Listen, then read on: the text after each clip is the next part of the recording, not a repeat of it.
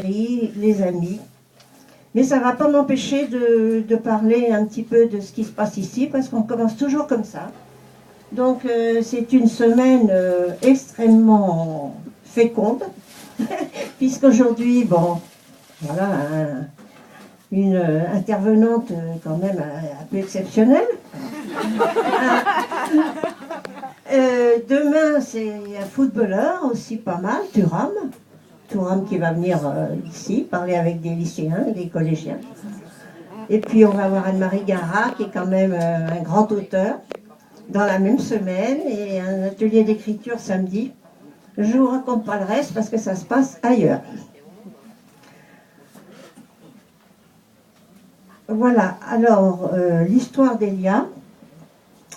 On a dit, l'éditeur qui ne me connaissait pas tellement, si ce n'est par ses envoyés sur le 13e, qui elles me connaissent bien, on parlait d'une histoire croisée. On parlait de femmes iconoclastes, donc on se dira que je fais partie de cette histoire croisée. C'est pour ça que je vais commencer par vous parler un petit peu de mon histoire. Parce que finalement, ça éclaire beaucoup de choses. Voilà. Je voulais vous dire aussi que ce livre, il est présenté aujourd'hui dans le 13e. C'est avec les amis du 13e et les proches. Il va être présenté après-demain rue de Babylone, chez l'éditeur. Et on a le droit d'y aller aussi. C'est la rue de Babylone, c'est l'endroit où Elia a été secrétaire d'une association qui publiait des bulletins. C'est un lieu, un haut lieu du christianisme progressiste depuis 1930. Donc c'est un haut lieu et qui continue à fonctionner et qui continue à être un lieu vivant. Et puis le 12 juin, on sera à Montreuil. Alors Montreuil, c'est aussi un lieu où Elia a vécu, puisqu'elle a vécu dans une communauté à Montreuil. Elle y a animé la vie collective. Et on y a fêté ses 90 ans, on y a fêté ses 100 ans. Et cette année, elle aurait eu 110 ans. Donc c'est un beau symbole, le livre qui paraît, le DVD qui paraît. Et le fait qu'on puisse se retrouver à Montreuil pour le 12 juin. D'ailleurs, c'est le jour de la Pentecôte. Donc, on va présenter ce livre, mais peut-être de manière un peu différente, puisque c'est un public un peu différent. C'est des morceaux ici, c'est des morceaux du 13e dont on va parler. C'est pour ça que, dans la mesure où c'est une histoire croisée, et je vais vous raconter un peu ma petite histoire. Donc, c'est l'histoire d'une jeune femme qui est arrivée en 1948, avenue des Gobelins, avec un petit bébé et un mari. Voilà. Et cette jeune femme, elle a vécu pendant 3-4 ans d'une façon pas très intelligente dans le 13e. Pas très intelligente parce qu'elle n'était pas rentrée dans la vie collective, elle n'était pas rentrée dans la vie associative, elle n'avait pas découvert ce qu'elle a pu découvrir après. Et puis j'ai fait la connaissance d'un monsieur, d'un ami, son fils est là d'ailleurs, un ami qui s'appelle René Lamoureux, et qui avait un langage absolument surprenant. C'était un chrétien d'ailleurs, mais très d'avant-garde. Et moi j'avoue qu'il était tellement d'avant-garde que je ne comprenais rien à ce qu'il racontait, mais ça m'avait fascinée. Et puis j'ai rencontré des groupes, j'ai rencontré La Vie Nouvelle. Et là, vraiment, j'ai pris un goût pour le collectif, pour la vie associative, qui a été le reste de ma vie. Parce que c'est vrai que pour moi, l'amour du 13e, l'amour de la vie collective, ça a été ma seconde naissance. Parce qu'il y en a qui sont renés avec l'amour, il y en a qui sont renés avec la découverte de Jésus, il y en a qui sont renés avec mai 68. Bon, moi, je peux dire que ma deuxième naissance, c'est l'histoire du 13e, l'histoire de la vie associative et tout cet éclairage. Donc, j'aurais jamais eu l'idée d'ouvrir une librairie dans un autre quartier. Parce qu'en y réfléchissant bien, je me dis comment est-ce qu'on peut être en lien avec un quartier. Bon, j'avais bien l'idée d'un bistrot, c'était pas mal, mais finalement, une librairie, c'est peut-être pas plus mal, parce qu'il peut se passer beaucoup de choses dans une librairie. On peut se retrouver, on peut aussi faire des bouffes quand même. On n'a pas arrêté de faire des bouffes d'ailleurs.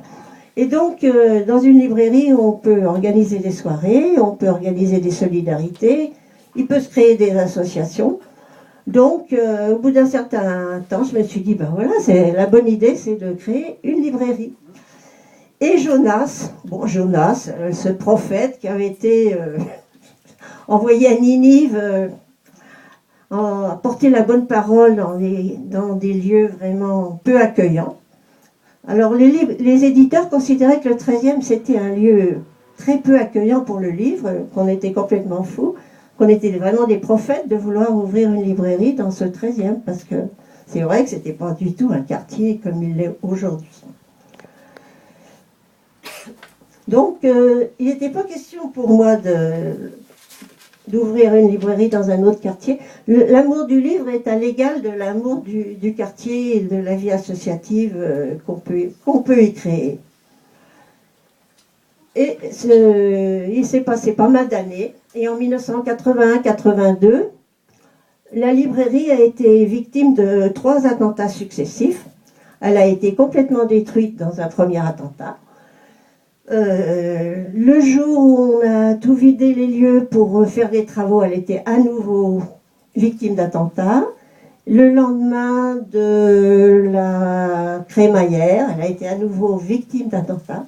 Alors c'était tragique parce que moi c'était toutes les nuits des menaces. Bon, bah, c'est pas la peine de continuer. Bon, ça tombe bien parce que je suis pas du tout parano, donc ça m'a pas du tout inquiété. Mais finalement, ça a été à la fois dramatique et à la fois une histoire merveilleuse parce que ces attentats, ils ont créé une vie dans le quartier. Les gens ne voulaient pas du tout qu'on ferme. Ils étaient là tous les jours, ils nous aidaient, ils nous apportaient des douceurs, ils nous apportaient à boire, ils nous aidaient, toutes les formes possibles et imaginables. Hein. Ils nous emmenaient au théâtre, inimaginable. On a fait des fêtes à chaque fois qu'on reprenait pied, qui réunissaient jusqu'à 800 personnes. Enfin, je veux dire, ça a été quelque chose de tellement fantastique que pour moi, c'était une réussite, quoi. La librairie, ce qu'on voulait faire, c'était réussi puisqu'on arrivait à avoir autant de monde qui était prête à la défendre et à la faire vivre. Donc, ça a été mon premier livre, ça. J'ai écrit l'histoire qui s'appelle L'année des cocktails. Donc, vous avez bien compris, c'est pas des cocktails mondains, c'est des cocktails qu'on a reçus d'ailleurs une fois presque dans les pieds. Et ce bouquin-là, pour moi, c'est une histoire tonique. C'est à la fois une belle histoire, c'est à la fois un cadeau de la vie, c'est à la fois c'est une bonne nouvelle. C'est une bonne nouvelle. Je vous dis ça maintenant parce qu'on arrive à Elia et au deuxième livre. Elia Perrois, je l'ai connue en 1952, je crois. Elle était militante dans le quartier, militante sur des paroisses qui étaient des paroisses d'avant-garde. Elle était militante aussi beaucoup après sur le plan de la guerre d'Algérie. Ça a été quelqu'un qui était sur tous les fronts d'ailleurs. On se dit le don d'ubiquité, ça existe, et puis c'est pas des gens qui faisaient les choses à moitié. Et cette histoire, le jour où on a inauguré la librairie en 1957, elle était là. Bon, elle était là dans toutes les grandes circonstances.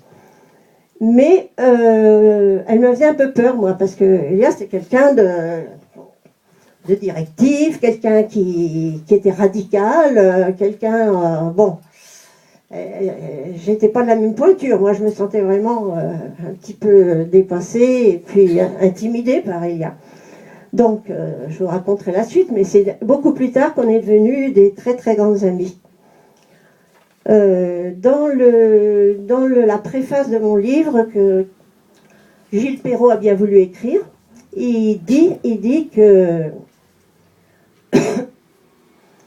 nous savons que cette femme, elle ne va pas figurer dans nos livres d'histoire, mais qu'elle a fait l'histoire de son temps. Et ça, je le crois très très profondément. Elle ne sera pas dans les livres d'histoire. Dans tous les domaines où elle a excellé, elle n'a jamais voulu se faire un nom, être présidente de quoi que ce soit. Donc, elle a été partout, comme on dit, l'étincelle, le piment et le levain dans la pâte. Elle a vraiment fait monter. Et quand on rencontre ses amis, on s'aperçoit qu'elle a donné vie à nombre de gens, nombre de possibles chez chacun. Enfin, elle a été vraiment une semeuse de vie, une semeuse d'étincelles.